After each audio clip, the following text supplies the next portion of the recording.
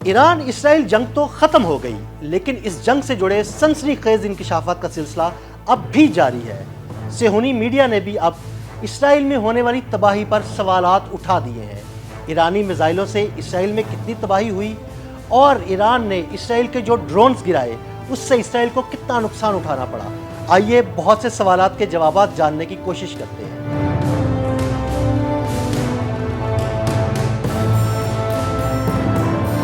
صرف 12 روز کی جنگ اسرائیل کے لیے ڈراؤنا خواب ثابت ہوئی۔ جنگ ختم ہونے کے بعد اسرائیل میں ہونے والے نقصانات کی تفصیلات سامنے آنے لگیں۔ صہیونی میڈیا بھی ایرانی حملوں سے ہونے والے مالی نقصان اور خوفناک تباہی کا اعتراف کرنے لگا۔ ایک صہیونی میڈیا نے انکشاف کیا ہے کہ ایران کے خلاف جنگ کے دوران ایران میں مار گرائے جانے والے اسرائیلی ڈرونز کی تباہی سے صہیونی حکومت کو سینکڑوں ملین ڈالرز کا نقصان پہنچا۔ صہیونی روزنامے یدعوت اہارنوت نے اپنی اتوار کی اشاعت میں اسرائیلی حکومت کے سیکیورٹی ذرائع کے حوالے سے انکشاف کیا کہ ایران میں جو اسرائیلی ڈرونز مار گرائے گئے ہیں ان کے تباہ ہونے سے اسرائیلی نقصانات کا تخمینہ کروڑوں ملین ڈالرز کا لگایا گیا ہے۔ صہیونی حکومت کے روزنامہ ماریو نے بھی انکشاف کیا ہے کہ ایران کے خلاف جنگ کے دوران اسرائیل کو پہنچنے والے جانی نقصان کے علاوہ وسیع پیمانے پر عمارتیں اور سڑکیں تباہ ہوئی ہیں اور ہزاروں صہیونی بے گھر ہو گئے۔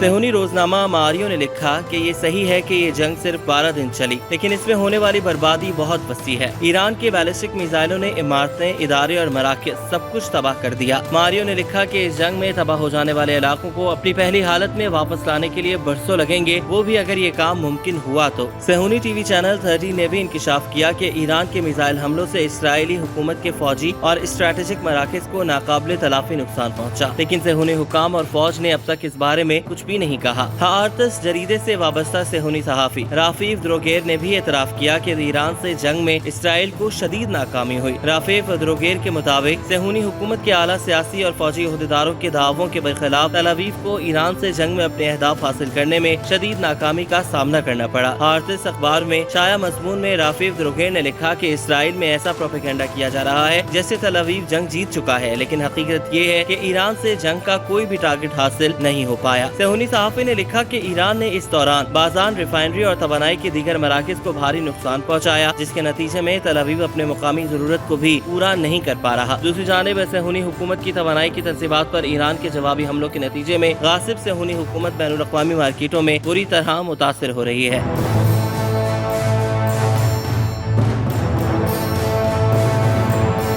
ماہرین کہتے ہیں کہ اگر یہ جنگ تیل اور گیس کے میدان میں داخل ہوتی تو صہیونی حکومت کو اس سے کہیں زیادہ سنجیدہ نتائج کا سامنا کرنا پڑتا۔ قابل ذکر بات یہ ہے کہ شدید سینسر اور پردہ پوشی کے باوجود ماہرین اس نتیجے پر پہنچ چکے ہیں کہ ایران سے پہنچنے والے شدید نقصانات اور 20 ارب ڈالر کے فوجی خرچ کے علاوہ صہیونی حکومت کو اب سماجی، اقتصادی، تجارتی اور سرمایہ کاری کے میدانوں میں بھی شدید دباؤ کا سامنا ہے، جس کے اثرات اوسطاً اور طویل مدت میں منظر عام پر آئیں گے۔ ادھر اسرائیلی فوج کے اہم ترین support and security centre Weizmann Institute of Science کے چیئرمین الون ہین نے بھی اعتراف کیا ہے کہ ایرانی میزائلوں نے جنوبی تل ابیب میں واقع اسرائیل کے اہم ترین سائنسی تحقیقاتی مرکز کو تباہ کر دیا۔ انسٹیٹیوٹ کے چیئرمین نے بتایا کہ انسٹیٹیوٹ پر ایران کے میزائل حملے میں 300 سے 500 ملین ڈالرز کا نقصان ہوا۔